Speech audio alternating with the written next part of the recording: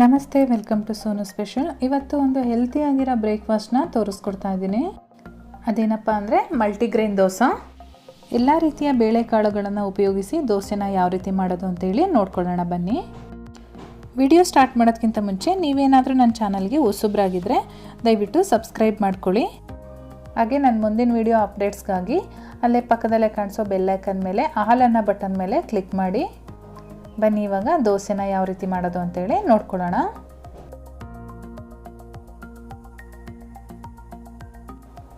ಮೊದಲನೇದಾಗಿ ನಾನಿಲ್ಲಿ ಒಂದು ಮಿಕ್ಸಿಂಗ್ ಬೌಲ್ ತೊಗೊಂಡಿದ್ದೀನಿ. ಅದಕ್ಕೆ 1.5 ಕಪ್ಪಷ್ಟು ಅಕ್ಕಿನ ಸೇರಿಸ್ಕೊಳ್ತಾ ಇದ್ದೀನಿ.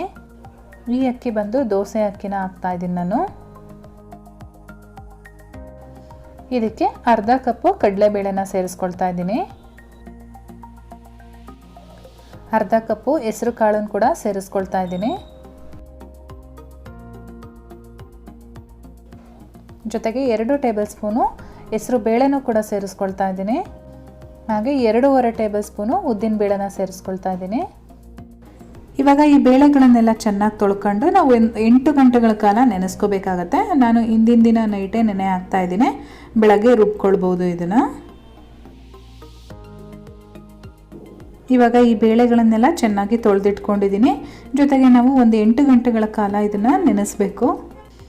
ಹಿಂದಿನ ದಿನ ರಾತ್ರಿನೇ ಈ ರೀತಿ ನೆನೆಸ್ಕೊಂಡಿಟ್ಕೊಂಡ್ರೆ ಬೆಳಗ್ಗೆ ಎದ್ದು ರುಬ್ಕೊಳ್ಬೋದು. ಇವಾಗ ನಾನು ಅದೇ ರೀತಿ ಮಾಡ್ತಾ ಇದ್ದೀನಿ. ನೈಟು ನಾನು ನೆನೆಸಿಡ್ತಾ ಇದ್ದೀನಿ. ಇವಾಗ ಟೈಮ್ ಬಂದು 10:30 ಆಗಿದೆ. ಇದನ್ನು ಇವಾಗ ಒಂದು ಪ್ಲೇಟಿಂದ ಮುಚ್ಚಿಟ್ಬಿಟ್ಟು ನಾವು ಬೆಳಗ್ಗೆ ಎದ್ದು ರುಬ್ಕೊಳ್ಳೋಣ.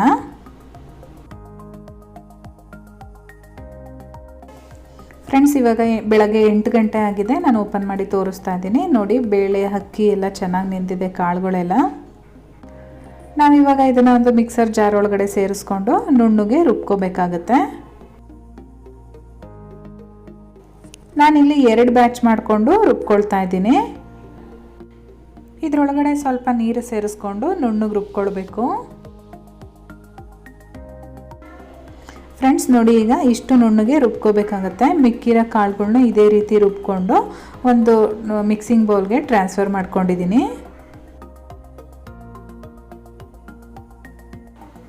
ಇವಾಗ ಇದಕ್ಕೆ ರುಚಿಗೆ ತಕ್ಕಷ್ಟು ಉಪ್ಪು ಹಾಕೊಳ್ಳೋಣ. ಇವಾಗ ಹಿಟ್ಟು ಇದು ತುಂಬಾ ಗಟ್ಟಿ ಇದೆ, ನಮಗೆ ದೋಸೆ ಕನ್ಸಿಸ್ಟೆನ್ಸಿಗೆ ಬರಬೇಕು. ಹಾಗಾಗಿ ನಾನು ಇದಕ್ಕೆ ಸ್ವಲ್ಪ ನೀರನ್ನು ಕೂಡ ಸೇರಿಸ್ಕೊಳ್ತಾ ಇದ್ದೀನಿ.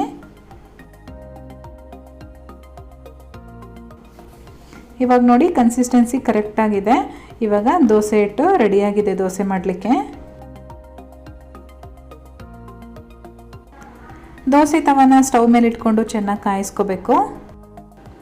ತವ ಚೆನ್ನಾಗಿ ಕಾಯ್ದ ಮೇಲೆ ನಾವು ರೆಡಿ ಮಾಡ್ಕೊಂಡಿರೋ ಅಂಥ ದೋಸೆ ಹಿಟ್ಟನ್ನು ಇದ್ರ ಮೇಲೆ ಬಿಟ್ಕೊಂಡು ಈ ರೀತಿಯಾಗಿ ಸ್ಪ್ರೆಡ್ ಮಾಡ್ಕೊಳ್ಳೋಣ.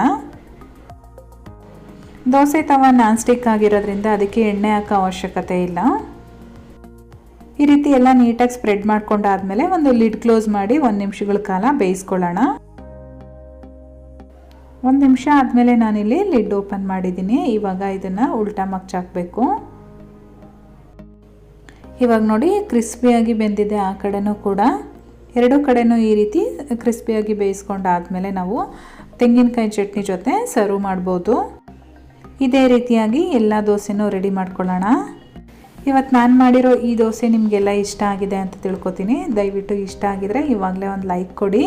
ಹಾಗೆ ನಿಮ್ಮ ಫ್ಯಾಮಿಲಿ ಮತ್ತು ಫ್ರೆಂಡ್ಸ್ ಜೊತೆ ಶೇರ್ ಮಾಡ್ಕೊಳ್ಳಿ.